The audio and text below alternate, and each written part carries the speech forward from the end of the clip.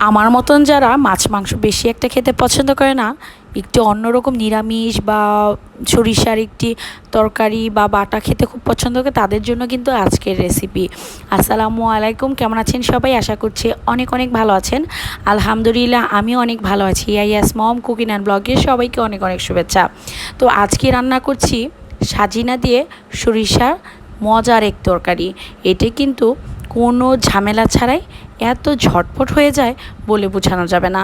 আর এই রান্নাটা কিন্তু আমার দাদির হাতেরটা অসাধারণ হয়।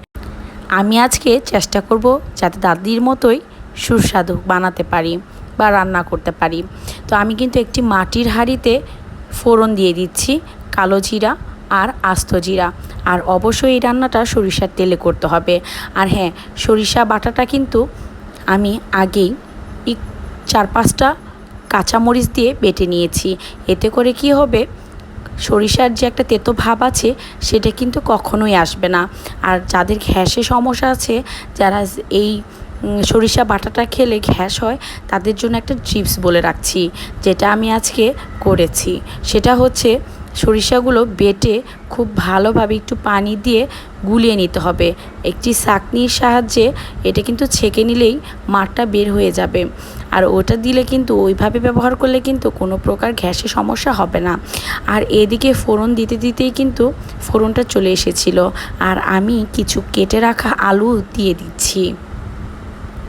তো আলুটা কিন্তু হালকা মিডিয়ামভাবেই একটু ভেজে নিতে হবে, কারণ এই আলুটা কিন্তু সেদ্ধ হতে একটু সময় লাগতে পারে।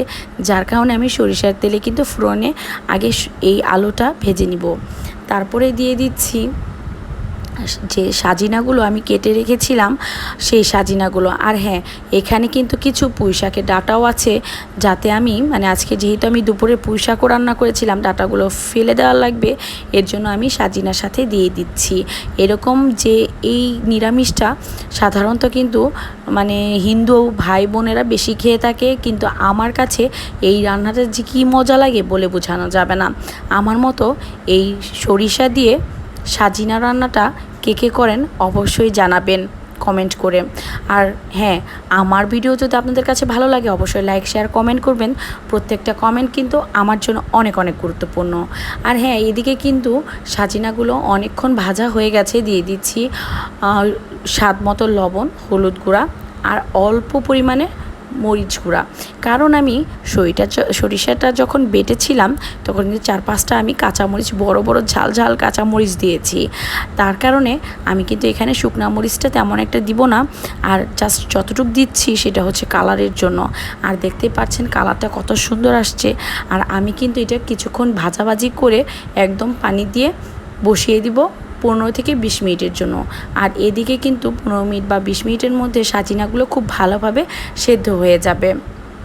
আর সাজিনাটা কিন্তু আমার কাছে এভাবে খেতেই বেশি ভালো লাগে।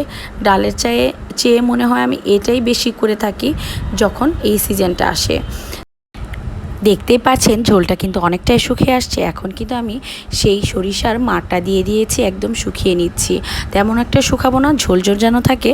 আর লাস্ট লুকটা দেখেন, জাস্ট ওয়াও, অনেক মজা হয় গরম গরম ভাতের সাথে এরকম একটি সরিষা দিয়ে সাজিনার অসাধারণ রান্না। তো অবশ্যই ট্রাই করে দেখবেন। আর সম্পূর্ণ ভিডিও থেকে পাশে থাকার জন্য অসংখ্য ধন্যবাদ। তো ভালো থাকুন, সুস্থ থাকুন, আল্লাহ হাফেজ।